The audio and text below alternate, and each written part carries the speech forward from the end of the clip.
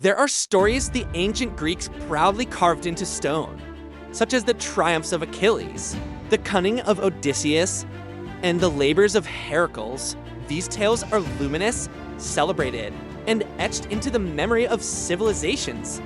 But what about the stories they buried? What about the heroes whose names were never sung again? The world remembers the Age of Heroes as a brilliant constellation, scattered across the night sky of myth. Yet, after that age ended, after the last wars were fought and the last monsters slain, something strange happened. The heroes, the demigods, disappeared. Not one, not a few, but an entire generation. The Greeks had an uncomfortable question staring at them from their own myths. Where did the demigods go? Were they wiped out? Did the gods destroy their own children?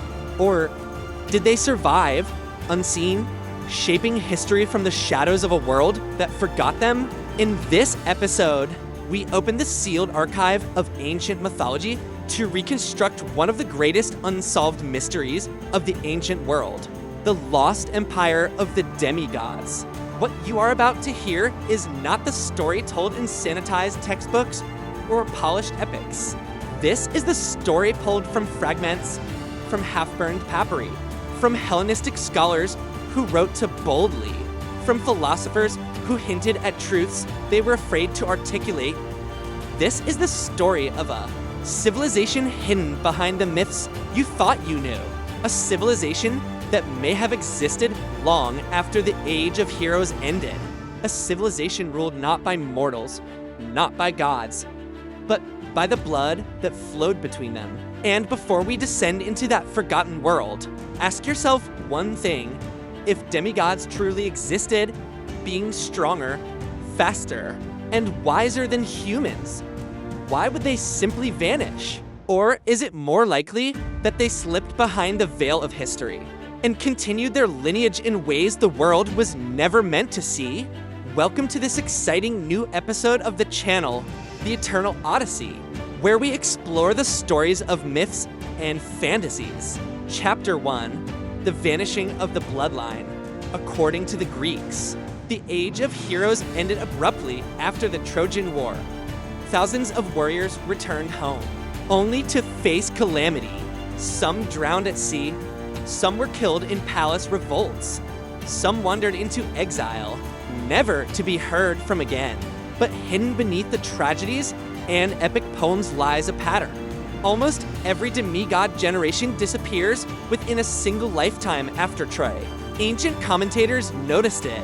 The Scholia on Homer hint that the gods allowed the heroic race to fade for the sake of balance.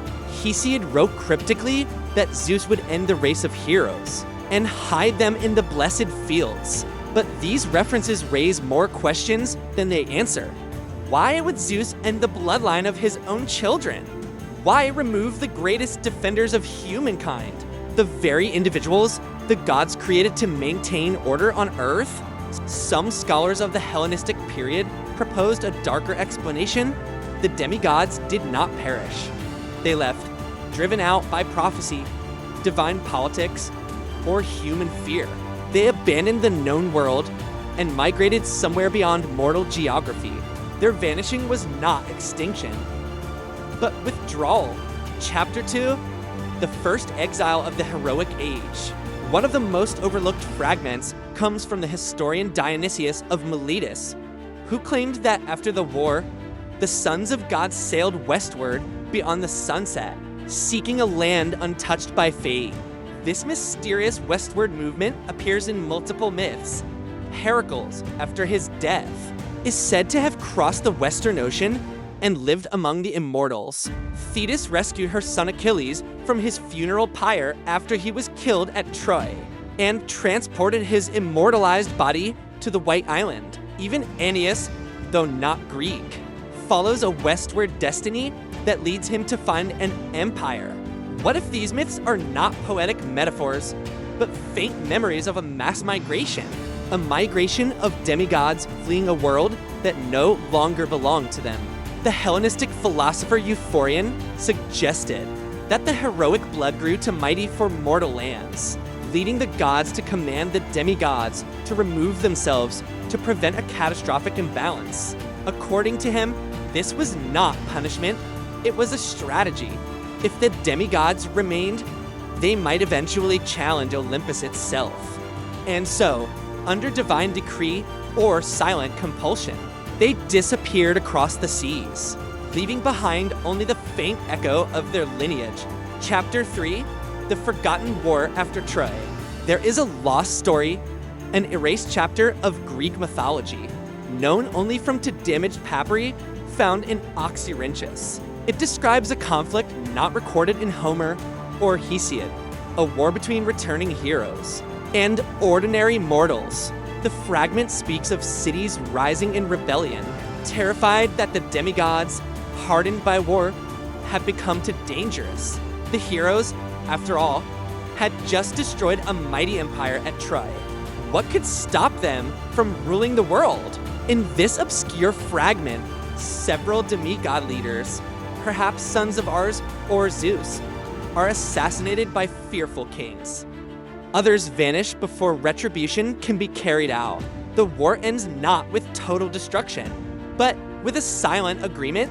The demigods must leave. If this text is genuine, it provides a startling answer to one of mythology's coldest mysteries.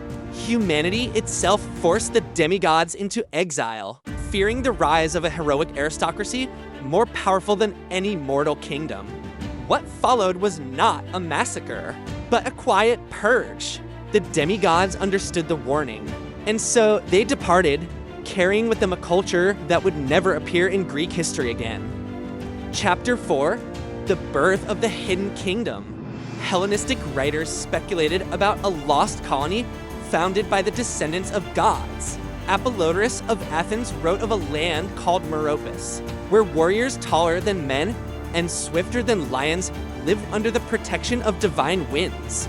The geographer Pythias mentioned rumors of an island far in the northern seas, where a race of shining warriors ruled an uncharted territory, and the philosopher Crates of Malice mapped a hypothetical continent on the far side of the earth, proposing that the heroic race might have settled there.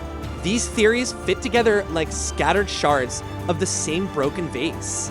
The demigods, driven from the mortal world, did not scatter and die out. They consolidated. They built their own kingdom, their own society, their own empire of blood and strength. While the rest of the world fought its petty wars, this hidden civilization flourished in silence. They had knowledge from gods, experience from war, and blood that made them impossible to challenge. They became something the Greeks never intended, a rival civilization to humanity. The lost empire of the demigods may not have been a myth within mythology, but a geopolitical reality erased by time. Chapter 5, The Laws of the Half-Divine. If such an empire existed, how would it have governed itself? A fragment from the Stoic philosopher Posidonius suggests that the demigods lived under a strict code. Only those with divine ancestry could rule, and only those who proved their strength could inherit power. These were not democratic people. Their society would have looked more like an immortal aristocracy, shaped by trial, ritual, and constant training. Their laws would have been written not in parchment, but in memory. Their hierarchies would have been drawn not by wealth, but by lineage, like the children of Zeus above those of Poseidon, the children of Apollo above those of Ars, and at the top, a council of the strongest bloodlines, perhaps the descendants of Heracles, Theseus, Achilles, and Perseus, a council that ruled an empire that humans were never allowed to see. Such a system would have been rigid, powerful, and utterly foreign to the mortal world. This rigidity may have been their downfall or their greatest secret. Chapter 6, The Return of the Heraclids. Greek myth contains one anomaly that scholars rarely discuss, the so-called return of the Heraclids. According to tradition, the descendants of Heracles returned generations after his death to conquer the Peloponnese. But Why would a group of demigod heirs suddenly launch a massive military campaign centuries after the Age of Heroes? Hellenistic historians suggested a radical answer. The Heraclids did not return from exile. They returned from the hidden kingdom of demigods. Their invasion was not merely a power grab. It was the first attempt of the demigod empire to reclaim the human world. But something stopped them. Either the Greeks fought them back, or internal conflict among the demigod bloodlines weakened their campaign. After this moment, the Heraclids vanish again from history. It is as if they return home, wherever home truly was. Chapter 7, The Decline of the Demigod Race. Every empire collapses, even one built by children of gods. Several ancient authors hint at reasons for their decline. Some say the demigods grew too proud and fought among themselves, leading to a civil war that shattered their hidden kingdom. Others propose that divine blood got diluted over generations, making them less powerful with each birth. Without regular contact with the gods, their abilities may have faded, leaving them vulnerable. A third theory, found in an obscure Hellenistic codex, claims that Zeus deliberately cut off their divine vitality, refusing to grant further blessings to a race that threatened the natural order. Whatever the cause, the heroic lineage slowly thinned. Their empire may have lasted centuries, even millennia, but was not eternal. By the time classical history emerges, the demigods had dwindled to rare individuals, such as strange warriors, wandering prophets, mysterious kings with inexplicable abilities. The bloodline of gods faded into legend, then into rumor, and finally into silence. Chapter 8, The Hidden Blood in Mortal Kings. If the demigod empire collapsed, what happened to its survivors? The most compelling theory comes from ancient genealogies of kings. Nearly every royal house of antiquity claimed descent from a god or hero. Not metaphorically, but literally. The Spartans claimed they were descended from Heracles. The Macedonians traced their bloodline to Zeus through Heracles as well. The Lydians, the Etruscans, the rulers of Epirus, all claimed divine ancestry. Were these mere political myths, or were they the final echoes of the demigod empire?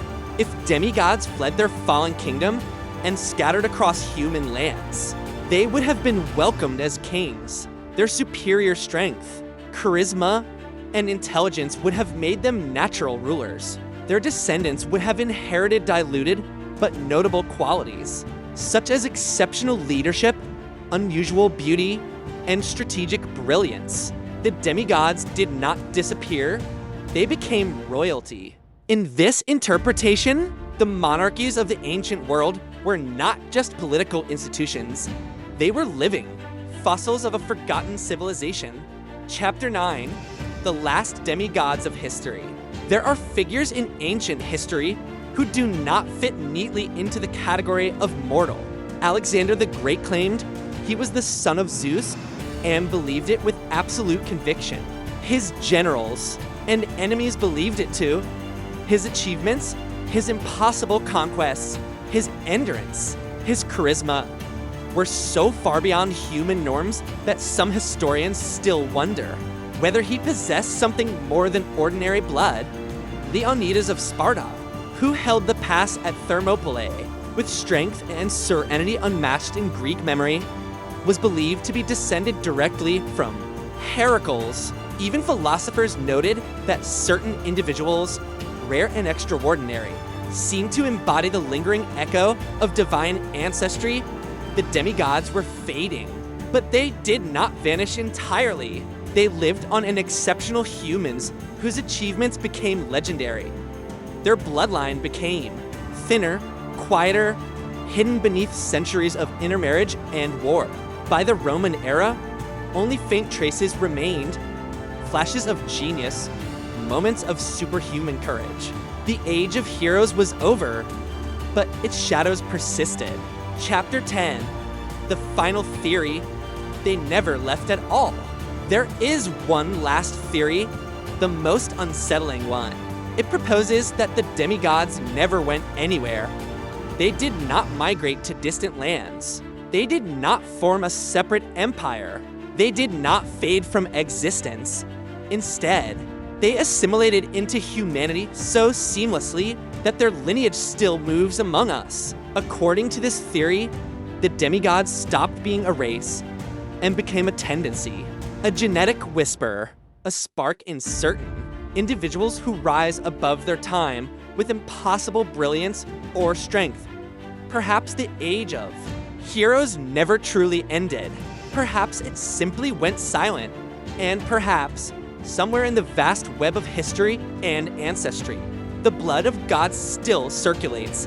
If the demigods truly shaped human civilization, ruling from shadows, building kingdoms, influencing wars, guiding philosophers, fathering dynasties, then the story of humanity is not a purely mortal one. It is a hybrid story, a story built by the hands of those who were never entirely human, and the empire they built, the lost empire of the demigods, may not have been a kingdom of marble and stone. It may have been an empire built of blood, a bloodline that still flows quietly and invisibly through the veins of the world. If this journey into the forgotten past stirred your imagination, unraveled hidden truths, or opened doors you never knew existed, then let the exploration continue. Like, share, and subscribe. So together, we can keep uncovering the myths, mysteries, and lost histories that the ancient world tried to conceal. Thank you